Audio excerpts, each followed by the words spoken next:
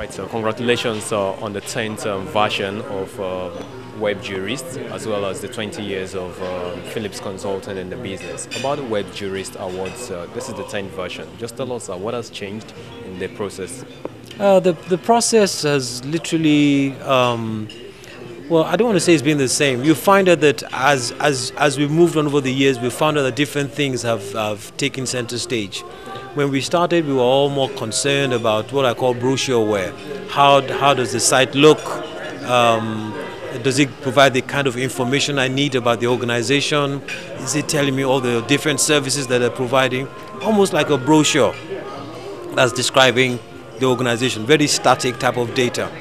And then we found out that we were moving more into a situation where there's a level of interactivity that was going on. Okay, and therefore we needed sites that were interactive, and therefore how well were these sites operating from an interactive point of view? And therefore we begin to look at, for the banks, payment systems, processing your transactions, transferring money, and a lot of interactive issues. Those now came on board, and therefore we were looking at security issues. We're looking at aesthetics. Ease of moving around. If I double click, what happens? Is the website loaded with so much graphics that it takes forever for something to show up? Is it all very well balanced? So many things that the guys begin to look into. And now we're moving to the third generation websites where people are gathering information from the websites to form some opinion about their customers, and therefore enhancing the one-to-one customer relationship management that's required. So you can actually, based on the customer's interaction with you, begin to evaluate how often do you come to the site, what kind of transactions do you push through, who are the regular people that you're paying money to, and so many other things that provide what I call customer convenience. And these are the things that we're looking at all the time. So yes, we have changed over the years in line with the increasing demand of customers and the responsiveness that is expected of these banks in dealing with these customer needs.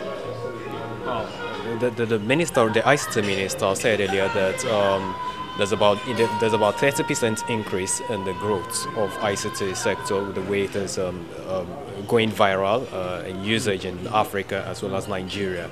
Where do you see the future of ICT and developments and increased initiatives in the websites in Nigeria? Well, I think one thing that has created this phenomenal growth is the fact that you can now access the internet with your telephone. Okay? So you take a country like Nigeria, we've got 100 million subscribers. Even if you discount that figure to 90, that's 90 million people with a telephone. Compare that to how many people have computers or laptops that have access to the internet. So all of a sudden we've made it very easy for people to access the internet.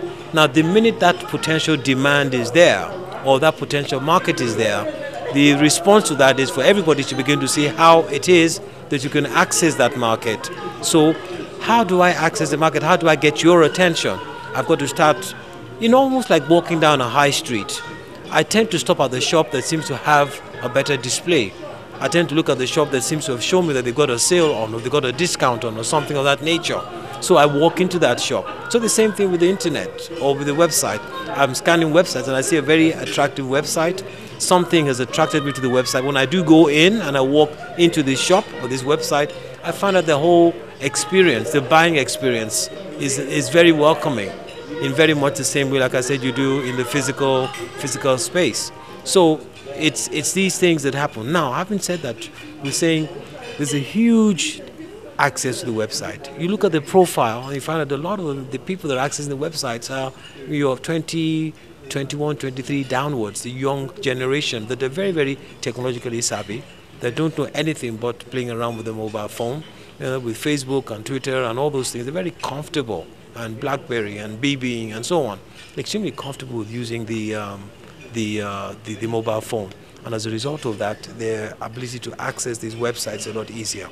So it's almost like saying, from a competitive point of view, you must have a good website. You must have one that works well for you, and you're beginning to translate the physical experience and emotions that you have in the real life to something that you can capture, on a digital level.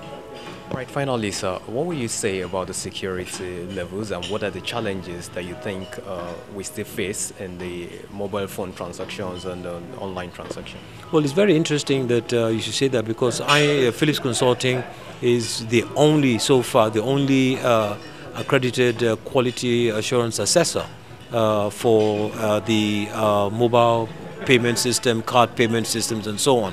Call it the PCI DSS. And as a result of that, we have a lot of knowledge and experience in this area. And just recently, as yesterday and today, the central bank, in partnership with the Phillips Consulting, has been running an awareness and training program for all the banks, for them to be aware of what it is they need to pay attention to and how it is that they can get assessed and qualified and rated, so to speak, in terms of the level of security that they offer, ensure that they meet the minimum requirements. So this covers both your card transactions, your mobile transactions, anything that involves you transferring or receiving money on the internet or digitally, and ensuring that the necessary security things are covered. I unfortunately do not know all the details of the kind of things that one will look for. You have to talk to one of our consulting experts. But what I do know is that there's a lot that's being done, to the extent that the central bank is being very adamant. The central bank says we can't, on one hand, be pushing everybody into a cashless society and be pushing them into an environment that is not safe or secure. So it behoves it to also pay attention to that, and that's where this partnership has come in. If you'll permit me to ask, what are we celebrating 20 years of Phillips Consulting? Yeah, well, yes, we this year Phillips Consulting will be 20 years in the consulting business. We're proud to say that we're probably we will give ourselves the accolade of being the leading indigenous consulting firm in this country. We've been around for 20, by October we'll be hitting 20 years that we set up. It's been 20 years of growth, of challenges, of learning. We've got a huge alumni. The other day we were looking through the number of people that have gone through the firm, and over 150 different people have come and joined us. They've set up their own firms, they've joined the competition, they've been absorbed into commerce and industry. A significant number doing very, very well. But they continue to be friends of the firm, and as we move towards the time we shall all be celebrating together these 20 years.